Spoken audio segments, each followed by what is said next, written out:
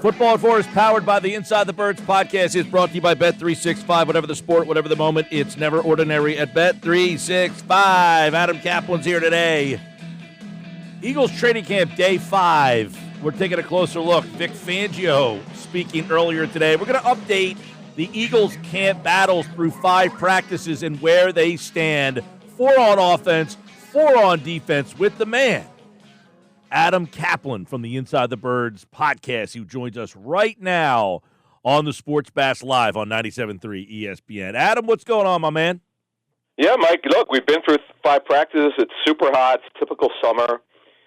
And we've got some battles. We want to update the battles for the 5 practices. Obviously, today's in pads. And it's funny that the Eagles started practice an hour earlier. It didn't really matter in terms of the heat because by the time practice ended, it was over 90 degrees. But bottom line is, coaches love when guys are in pads and it's super hot because then you see how hard guys compete when it's a little bit more stressful. Well, he did, Vic Fangio, that is, brought that up today. He's like, we're going to be playing games that are going to be hot anyway, so if you can't handle this, no good for you. But let's take a look and update the listeners on some of the camp battles that we have. Let's start on offense because everybody seems to think about all the defensive battles, but there are some things emerging on the offensive side of the ball, Adam Caplan. So through 5 practices, we know this is Saquon Barkley's world and all the other running backs are just living in it. But there are other guys who have to touch the ball at running back, and how is that materializing right now?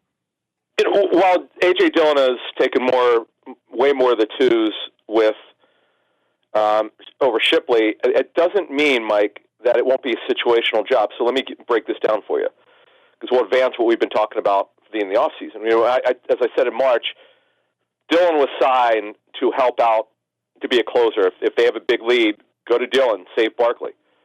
So, sure, that's certainly part of it, and we've seen some of that in training camp in terms of getting in early, giving Barkley a break. But what we're also seeing, Mike, particularly lately, is situationally, third down, hurry up, red zone. If it's inside the 10, you might at the 8-yard line, you'll see Shipley line up offset to Hurts's right, not directly behind him, and he catches a swing route, catches an angle route. That's something you're never going to do with A.J. Dillon, or I would say almost never. That's where this thing could be interesting. And obviously, if Barkley couldn't play for some reason, Dillon comes in terms of heavy volume because this is what the guy can do, where Shipley, you don't know, he's a little bit lighter than you'd like in terms of build. It's not his weight, it's just the way that he's built. You have to see the way he's built. This was a knock from a scouting standpoint with Shipley. Why he dropped to the 4th, despite his explosiveness, lower body not real strong. That's a knock on him. But, man, he has got juice. You watch him just turn upfield. I mean, it's no criticism of Dillon. They're completely different players, Mike. Yeah, and there was some talk about Dillon catching the football, out of the backfield. That could be something that adds to it as well. Right, yeah, absolutely. But it's something that we haven't seen them do in this offense a whole heck of a lot. I don't know why this would be the year, but maybe. Well, look, they did with Barkley a little bit last year. You saw in week 1 the pass that he caught over the linebacker for the Packers, which was a great throw and a great play. Yeah, it's funny. We've talked about what happened 2 years ago when DeAndre Swift seemingly caught 50 passes in training camp and then was barely used in the pass game. He became more of a running back, more of a runner, which, look, you can only go by what you see. Sometimes what you see is not what you get, and that was an example of it. All right, Adam, it sounds like, listening to Nick Sirianni on Monday, that really there isn't much of a competition at right guard. Now, he didn't come out and say that, but Tyler Steen seemingly has taken almost all of the reps, and nobody else is getting any first-team reps. Yeah, the only question, Mike, is who's the backup right guard? Right now, it's either going to be Matt Pryor or Darian Kennard. Both have got work in there. Trevor Keegan is getting work at center, left guard. Don't know how much we see him at right guard. Brett Toth is the backup center right now when Juergens is not in, and which is a lot, by the way. They're limiting his reps with coming off back surgery. I totally get that. And Drew Kennel is the third string center, and I don't see him playing guard at this level. He can do it because he's played it, but he's more built for center.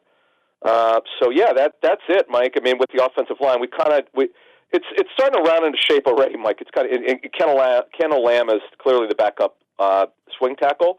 Miles Hinton has got some work at both left and right tackle.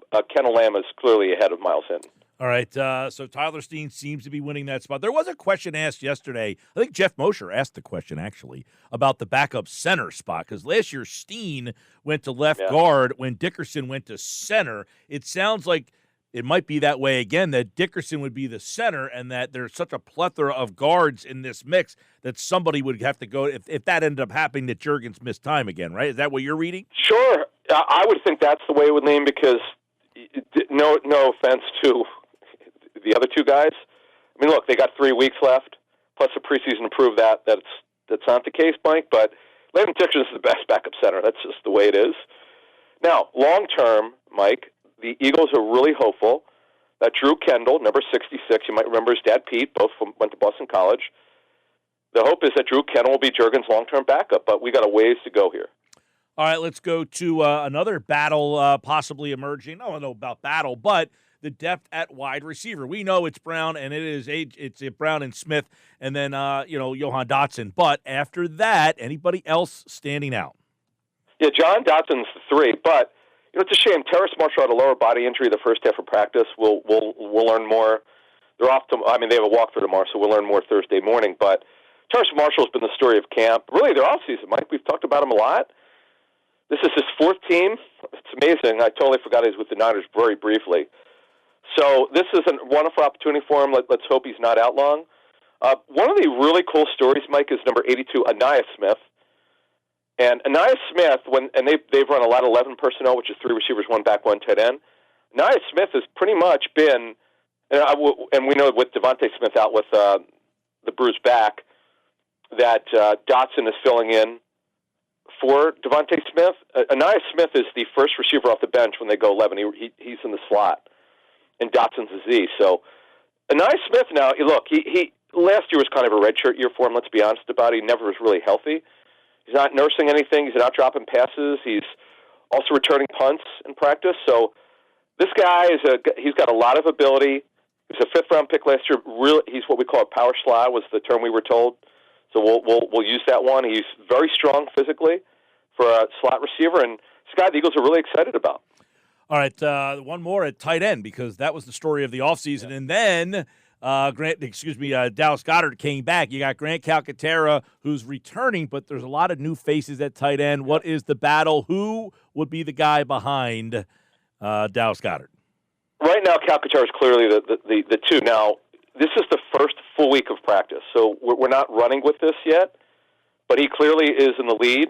And Harrison Bryant, I know the Eagles were excited about. Kyler Grant is a little different from both of those other guys. Grant is more like Calcaterra than Harrison Bryant is. And E.J. Jenkins is that converted receiver who's been here a while, Mike. And he's put weight on. I know Andrew DeCecco had told us that. In his talks with Jenkins that he put some weight on. So we'll see what happens with Jenkins, but the hope is that one of these guys really pushes Calcaterra, but it hasn't happened yet. Let's go to the defense. Adam Caplan here, Football at 4, looking at the 5 practices so far, looking at some of the position battles. Let's go to edge, where everybody's intrigued by this because apparently they have Lawrence Taylor in Jalen Hunt over there. But he's holding off Azeez Ojulari and Josh Uche. How do they factor in right now? Yeah, it's really not a battle, Mike. Hunt is clearly starting. It's the question is, of course, unless something changes. The question is now, and this has happened in the last couple of days, Josh Uche, after Ojulari, the first 3 practices was clearly the 3. It was just a matter of Ojulari and how they're going to rotate Hunt. And now Josh Uche is getting reps over Ojulari. So this is something to watch here. Josh Uche it's been 3 years since he was really a relevant player. Last 2 were not very good. So he's on his 3rd team in 3 years, but this guy's got talent, Mike. It's not like he's old. And Ojulari, Eagles liked his tape from last year. That's why they signed him and guaranteed his entire 1-year contract. But he's got to prove it. I mean, he's got to prove that he's got juice left. So we'll have to see what happens. But that one has got a little bit more interesting. And then Obo Okonkwo, he's there too. He's looked pretty good so far, from what I understand.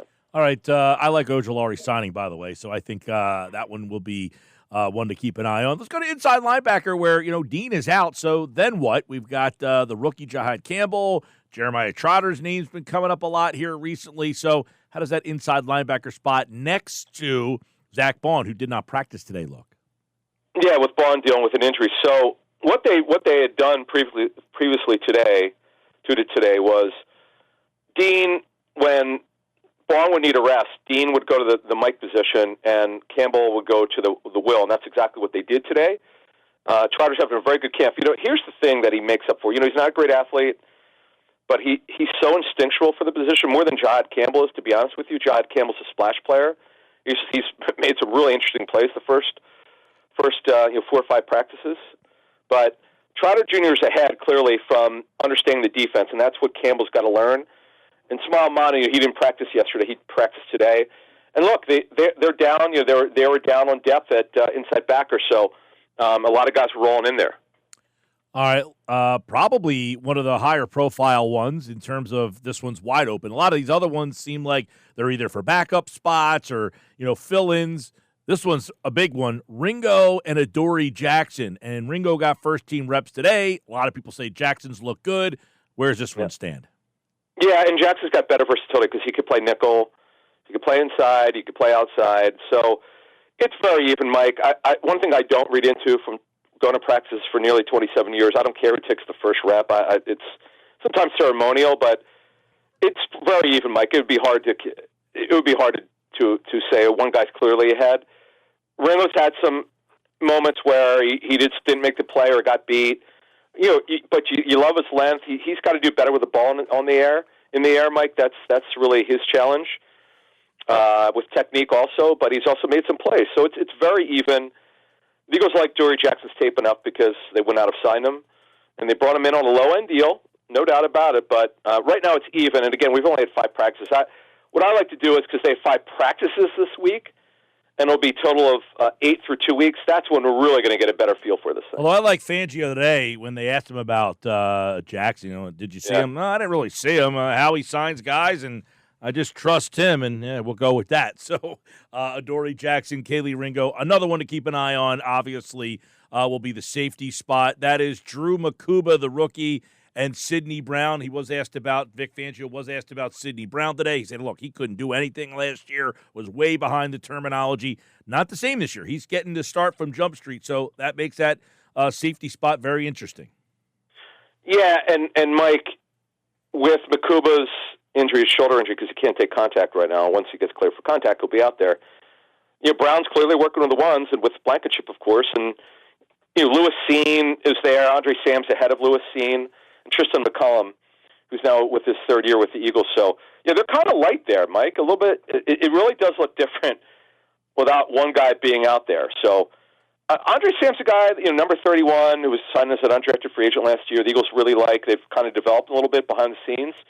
So he's kind of a guy that we're going to watch the rest of training camp here. I know that's a guy that Andrew likes. He's been on kind of touting him during his segments on Football at 4. That will be on Thursday. This is Adam Caplan. Of course, the Eagles open up on Thursday, August the 7th, and they will be right here on 97.3 ESPN. One other guy I want to ask you about that wasn't a part of the guys in these battles here, but Moro Ojomo has been talked about a lot. He got the first question today. Everybody seems to think, hey, this could be a seamless transition from Milton Williams over to Moro Ojomo. He's just a different player, Mike. He's got really good length. He's explosive, but the only concern really here is how does he hold up against the run, because he's just not as powerfully built as Milton Williams. Milton Williams is a better player. I'm not saying he's not. Milton Williams was good every year with the Eagles, and he became exceptional in the last couple of years. That's why I got a huge deal. That's why 3 teams are in it for him. But Moro Ojomo is a guy the Eagles think has a really big upside. He's done a really good job of development. This is his 3rd year. Really came into his own last year in his role, playing around 1/3 of the snaps. So that's a guy, Mike, that has really come on here. He's probably having one of the best camps of any defensive player, to be honest with you.